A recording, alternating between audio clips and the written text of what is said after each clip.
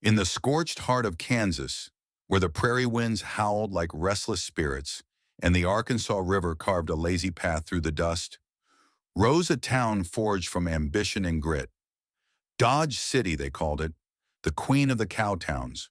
Born in 1872 amid the thunder of railroad ties and the bellows of longhorn cattle. It was a place where fortune seekers clashed with desperados, where saloons glowed with lantern light and the air reeked of gunpowder and unwashed dreams. But beneath the rowdy facade lurked a darker code, frontier justice, swift and unforgiving, symbolized by the creak of a hangman's rope swaying from a lone cottonwood tree on Boot Hill. The tree stood sentinel over the makeshift cemetery, its gnarled branches etched against the vast sky like the fingers of fate. Locals whispered of it as the hangman's tree, a grim arbiter in a land without courts or kings. Here, vigilantes ruled the night, dispensing verdicts with hemp and haste. No sheriff's badge gleamed in those early days. Justice was a communal affair, born of necessity in a frontier where lawmen were scarce and outlaws plentiful. It began with Black Jack, a bold soul who dared to carve his niche in this white man's wilderness. A free black man with an entrepreneurial fire, he ran a dance hall and bar south of the railroad tracks, where the rough crowd of cowboys and rail workers gathered to drown their sorrows in whiskey and waltzes. Black Jack's establishment buzzed with life, fiddles scraping tunes, boots stomping rhythms, and laughter echoing into the starry void. But opportunity bred envy, and envy ignited sparks. One sweltering September evening in 1872, mere months after the town's founding, trouble brewed like a storm on the horizon. A white railroad contractor named Den Tex, flush with arrogance and liquor, picked a fight with Black Jack over a petty debt. Words flew like bullets, fists followed. In the haze of the scuffle, Black Jack drew his pistol and fired. Tex crumpled to the sawdust floor, dead before the echoes faded. The townsfolk hauled Black Jack to a sod house jail, its iron bars a flimsy barrier against the brewing rage. Whispers spread through the saloons. A black man killing a white one?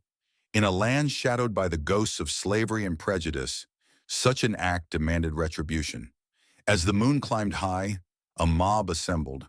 Ranchers, gamblers, and drifters, their faces masked by shadows and bandanas. They stormed the jail, splintering the door with axes and fury. "String him up!" The cry rose, raw and relentless.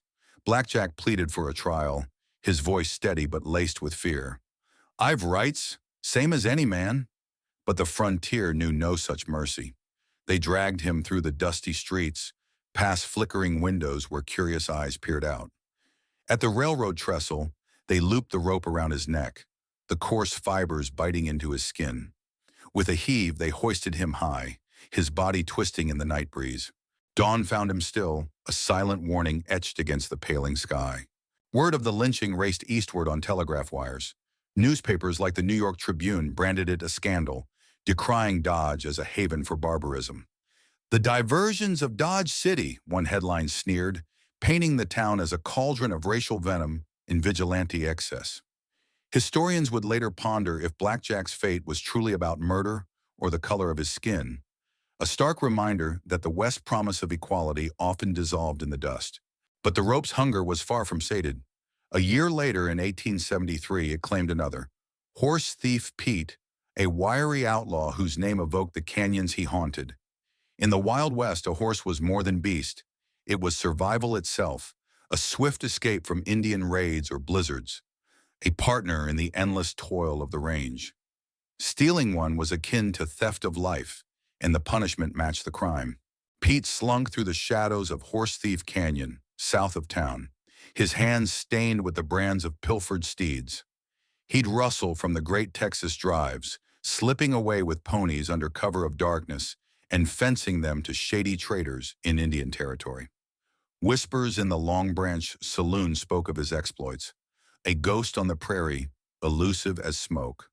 But luck, like water in the desert, eventually runs dry. One moonless night, a posse of weathered ranchers, men with calloused hands and steely eyes, tracked him down. They'd lost too many animals to his greed, their livelihoods teetering on the brink. Surrounding his campfire, they bound him with rawhide thongs, ignoring his snarls and bargains. "You'll swing for this, Pete," one growled, his voice thick with prairie dust. They rode him back to Dodge under a canopy of stars, the clip-clop of hooves a funeral march. At the hangman's tree on Boot Hill, they fashioned a noose from coiled lasso. Pete spat defiance as the rope tightened. "The West chews up fools like you." But his words dissolved in the wind. Up he went, the branch groaning under the weight, his form dangling like a broken marionette. For days his body remained, a macabre scarecrow warding off would-be thieves. The Dodge City Times chronicled it grimly. The thief met his fate beneath the branches, a lesson to all who would prey on the honest man's stock. Rustling ebbed in the region, fear proving a potent lawman. As the years rolled on like tumbleweeds, Dodge City began to tame. By 1875, legends like Wyatt Earp and Bat Masterson strode its streets, badges pinned to their vests. Earp, with his piercing gaze and unyielding grip on a shotgun, enforced the deadline. The railroad tracks separating the civilized North from the sinful South. No guns allowed beyond, on pain of fine or worse. Masterson, quick with wit and trigger, quipped that hangings had given way to the efficiency of lead. Gunfights replaced lynchings, standoffs in saloons, duels at dawn. In 1878, gambler Ed Morrison challenged Earp, only to back down at the barrel of a scattergun. Boot Hill swelled with the fallen, over 24 in the first decade, their graves marked by crude wooden crosses. Kansas law frowned on capital punishment from 1872 onward, making official executions rare. But the vigilante spirit lingered like gunsmoke. Yet progress marched inexorably. The cattle drives dwindled in the 1880s, railroads weaving a web of order across the plains. Dodge transformed from outlaw haven to market hub, its saloons giving way to shops and schools.